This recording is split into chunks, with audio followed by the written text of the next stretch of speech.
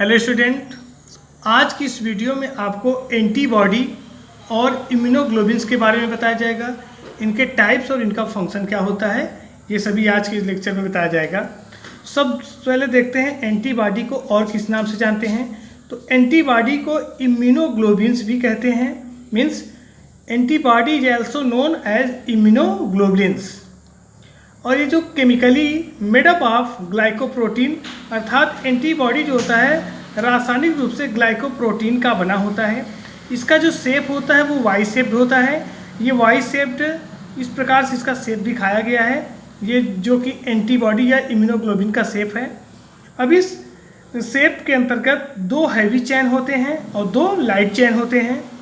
Heavy chain जो होता है 440 से 450 एमिनो एसिड का बना होता है और लाइट चेन 220 से 230 एमिनो एसिड का बना होता है। और ये जो हैवी चेन होते हैं, हैवी चेन एक दूसरे से डाइसल्फाइड बॉन्ड के द्वारा जुड़े होते हैं तथा हैवी चेन लाइट चेन से भी डाइसल्फाइड बॉन्ड के द्वारा ही जुड़ा रहता है। अब इसमें दो रीजन पाए जाते हैं, एक कांस्टेंट रीजन और एक वेरिएबल रीजन पाया जाता है। और इस वेरिएबल रीजन में एंटीबॉडी के पास एंटीजन को पकड़ने के लिए या एंटीजन को कैच करने के लिए एक रीजन पाया जाता है जिसे पैराटोप कहते हैं। और ये है एंटीजन। एंटीजन में ईपीटोप होता है। ईपीटोप के द्वारा ही ये एंटीबॉडी से जुड़ता है।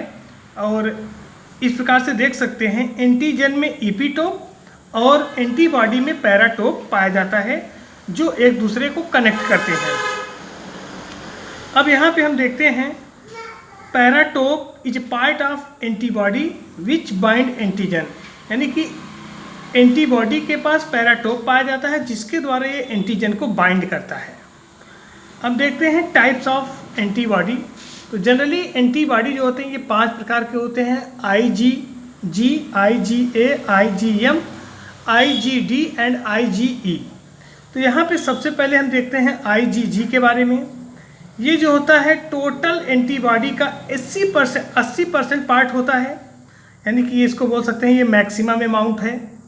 यानी कि जितने भी एंटीबॉडी अभी बताए गए उनमें से सबसे ज़्यादा अमाउंट में पाया जाता है IgG।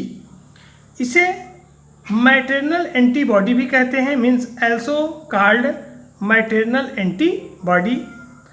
और ये जो होता है मदर से फीटस में पहुंचता है थ्रू प्लासेंटा या गर्भनाल, यानी कि can pass from mother to foetus through placenta, यानी कि ये मदर से फीटस में प्लासेंटा के थ्रू पास हो सकता है। ये IgG जो होता है सिंगल मोनोमर या सिंगल मोनोमेरिक होता है। ये मोनोमेरिक स्ट्रक्चर दिखाया गया है। और उसके बाद इस मोनोमेरिक में 2 बैंड पाए जाते हैं, यानी कि IgG या कोई भी मोनोमेरिक एंटीबॉडी होगा तो उसमें केवल 2 बैंड पाए जाते हैं, मीन्स लाइट चेन और हैवी चेन को मिला करके टोटल कितने बैंड हो जाते हैं? 2 बैंड होते हैं। अब सेकेंड एंटीबॉडी की बात करते हैं तो वो है IgA, यानी कि इम्यूनोग्लोबिन A। ये टोटल एंटीबॉडी का 10% बनाता है। और main antibody type in secretion, यानी कि जो भी हमारे बॉडी में सेक्रेट होता है उनमें से मेन एंटीबॉडी जो होता है IgA के फॉर्म में उसमें सेक्रेट होता है। और ये प्रेजेंट होता है सेक्रेशन में किसके किसके? लार के, यानी कि सैलिवा, टीयर, आंसू एंड कोलेस्ट्रम। ये जो कोलेस्ट्रम होता है बहुत ही इंपॉर्टेंट पॉइंट है। ये first milk of nursing mother में पाया जाता है, यानी कि बच्चे को जन्म देने के बाद जो माता से फर्स्ट फीड कराया जाता है ब्लड का मिल्क का, उसमें कोलेस्ट्रम पाया जाता है जिसमें IgA एंटीबॉडी पाया जाता है जो बच्चे की या फीटस की इम्यूनिटी को मेंटेन करता है। और जो IgA होता है ये डाइमर टाइप का होता है। डाइमर का मतलब होता है, मोनोमर का मतलब जब अकेले ये पाया जाए, डाइमर का मतलब होता है जब ये 2 एक दूसरे से ज्वाइंट होते हैं तब उसे बोलते हैं डाइमर। जैसे कि यहाँ दिखाया गया है, एक मोनोमर ये हो गया, एक मोनोमर ये, दोनों को J चैन या ज्वाइंट चैन के द्वारा जोड़ दिया जाता है। और इसके अंदर एक पाया जाता है सेक्रेटरी चैन। ये सेक्रेटरी चैन केवल और केवल इम्यूनोग्लोबिन A में ही पाया जाता है और किसी में नहीं पाया जाता है। इस प्रकार से देखें तो IgA जो होता है इसमें 4 बैंड पाए जाते हैं। हैवी चेन, लाइट चेन, जे चेन और यस सेक्रेटरी चेन। टोटल कितने बैंड हो जाते हैं? 4 बैंड। अब हम बात करते हैं IgM की, इम्यूनोग्लोबिन M। ये हमारे पूरे एंटीबॉडी का 5 से 10% एंटीबॉडी बनाता है और ये लार्जेस्ट एंटीबॉडी होता है। सबसे बड़ा एंटीबॉडी जो होता है वो IgM होता है और ये प्रेजेंट होता है इन सर्कुलेशन। ये हमारे सर्कुलेशन में प्रेजेंट होता है और इसका जो टाइप या होता है वो पेंटामेरिक होता है। यानी कि ये जो एंटीबॉडीज़ होते हैं ये 5 बार जब एक दूसरे से ज्वाइंट होते हैं जे चैन की मदद से तो ये पेंटामर टाइप का बनाता है।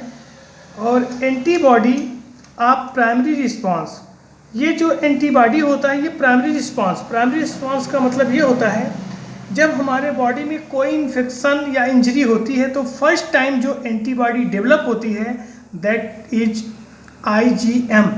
इसको हम बोल सकते हैं इसलिए antibody of primary response that is first detected antibody after infection.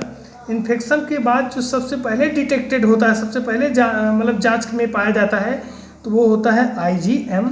इसमें 3 बैंड होते हैं, heavy chain, light chain and J chain, जबकि IgA में 4 बैंड पाए जाते हैं क्योंकि सेक्रेटरी चैन होता है। वो सेक्रेटरी चैन केवल IgA में ही पाया जाता है। अब हम बात करते हैं IgD की। तो ये जो IgD होता है लोवेस्ट अमाउंट है या लोवेस्ट क्वांटिटी है टोटल एंटीबॉडी की। तो बता सकते हैं ये कितना पाया जाता है? 0.5% ऑफ टोटल एंटीबॉडी। जितने भी एंटीबॉडी उनमें से 0.5% ये बनाता है। फाउंड इन सर्कुलेशन, ये भी सर्कुलेशन में ही प्रेजेंट होता है बट इन लोवेस्ट क्वांटिटी, इसकी मात्रा बहुत कम होती है। ये भी मोनोमर टाइप का होता है और involve in stimulating the maturation of B lymphocyte. इसका सबसे बड़ा जो काम होता है ये बी लिम्फोसाइट के मैच्योरेशन को स्टिमुलेट करता है। अब हम बात करते हैं IgE की। IgE जो होता है less than 1% of total antibody, ये 1% होता है।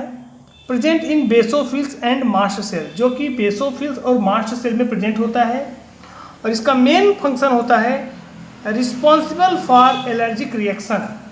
तो एलर्जिक रिएक्शन के लिए जो रिस्पॉन्सिबल एंटीबॉडी होती है वो होता है IgE। तो पहले समझते हैं एलर्जी क्या होती है, यानी कि हमारे बॉडी की जो हाइपर सेंसिटिविटी होती है उसे हम एलर्जी कहते हैं।